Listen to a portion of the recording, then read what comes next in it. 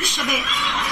ويمكن هو طلع قبل كده من فترة سنة أو أكتر وقال لكم يا جماعة أنا غلطت مرة في كذا وكذا وكذا ووضح لكم الأمر. طبعا أنا مش عايزة أوضح لأن مش عايزة أذكر أي كلام من ده. وبعدين يا جماعة يعني فيه ناس بتفضل تكذب وتصدق نفسها، تكذب وتصدق نفسها، يقول لك أحمد مش عارف منسوخ بإيه، لا أحمد منسوخ بإيه، لا أحمد منسوخ بإيه. إن شاء الله بإذن الله كل الفيديوهات ديت موجودة عند المحامي، وإن شاء الله أي واحد اتهم أحمد بأي تهمة غير اللي في المحضر محضر التحقيق المحقق فيه الأقوال والأفعال والمحقق فيه التهم المثبوتة إن شاء الله يتحاسب. ازيك يا حبايب قلبي؟ وحشتونا. طبعا ربنا يسعدكم ويهنيكم ويفضل بخاطركم، ويا رب يا رب ما تعرف بيها ابدا. يعني انا مهما اشكركم ومهما اقول لكم انتوا فعلا السبب بعد ربنا، انتوا كل حاجه في حياتنا. ربنا يسعدكم ويفضل بخاطركم، واشكركم يا حبايب قلبي على دعائكم لاحمد. يعني الحمد لله الناس بتحبنا زي ما احنا والله بنحبهم وهم يحبونا. يعني مش اي حد يا جماعه حد يحب. انتوا طبعا عارفين ان احمد ابنكم واخوكم وبيحبكم.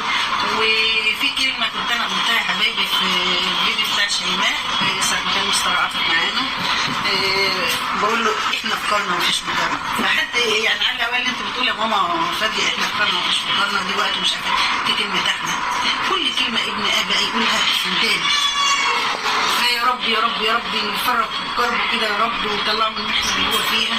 وطبعا احنا بنشكر الناس اللي الناس اللي واقفه جنبنا، الناس اللي معتبرين احمد اخوهم ومعتبرين احمد ابنهم، اللي بدعوا لاحمد على طول. بنشكر طبعا مستر عاطف الزهري اللي وقفته جنب احمد. ربنا يا رب يسعده ويفرحه كده ويسعده وما يشوفش اي حاجه وحشه وما يقعوش في ده ابدا. هو مستر حسام، طبعا الاستاذ حسام اللي احنا بنعتبره برضه يعني اخ لاحمد. ربنا يسعده ويهنيه وبخاطره، ونشكرهم على وقفتهم جنب احمد. كفايه ان هم كل شويه بيرنوا يطمنوا على احمد عامل ايه، احمد مش يعني الناس والله العظيم ما مقصره خالص. طبعا مستر عاطف والاستاذ حسام ربنا يسعدكم ويهنيكم وبخاطركم وما توقعوش في ده ابدا. والحمد لله احنا مؤمنين بقدر الله، واي حاجه في الدنيا ربنا كاتبها لنا احنا مؤمنين بيها وبنحمد لله. دساغ ابيض مفيش في اي حاجه، مفيش في حاجه تعب. بالعكس في ناس مريضه كده طالعه تقول ده ايه ده سوابق. لا طبعا اللي عنده دليل على كده يطلعه. اظن الورق ده بيبقى مثبوت في الحكومه. لا طبعا الحمد لله احنا السابق ده عندهم ب3 سنين سرقه اكرام، مش احنا. الحمد لله احنا اللهم لا شماتة، احنا مش في حد ولا بنتمنى اي حاجه وحشه في حد، ولا احنا هنرد على اي حد مهما يقول. قولوا بالليل والنهار ربنا يعينكم وتقولوا تقولوا اي حاجه وحشه تشيلوا الذنوب. لكن احنا الحمد لله مهما تقولوا مش هنرد. حتى ابن ما يطلع بالسلامه ان شاء الله مش راضيين على اي حاجه.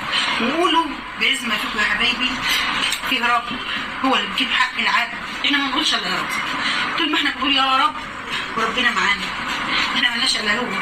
احنا بنقول يا رب هات لنا حقنا، ونقول دايما حسبي الله ونعم الوكيل في كل ظالم. وطول ما احنا في مصر بلدنا بلد الامن بلد الامان، احمد عمره ما هيظلم ان شاء الله. انا الجوه قبل ما احمد اخويا يجي اصلا. المهم حصل كانوا برضه عايزين اقوال وما اعرفش ايه، وانا اصلا كنت واقفه بره ما حدش عارف ان انا واقفه بره. المهم جالنا تليفون فقمت داخله انا داخله مثلا اقول اقوال ما اعرفش اصلا هو في ايه ولا. المهم دخلت وطلعت لقيت بابا وماما بنفس اللبس اللي انا دخلت وطلعت رابع يوم.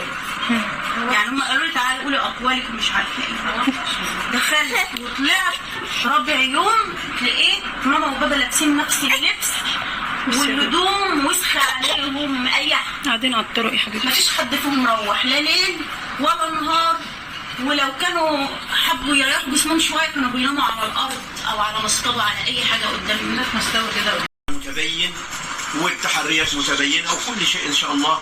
احمد ما عندوش الا السلامه وبنطمنكم عليه وان شاء الله احنا ثقه عمياء في كل هيئات الدوله، والحمد لله ربنا ينجيهم ويجيبهم لنا بالسلامه ان شاء الله. لان زي ما انتم عارفين ان احمد الكبير بتاعنا، واحمد اللي بيصرف علينا، واحمد هو المسؤول عن العيله، فربنا يرجعه لنا بالسلامه ان شاء الله.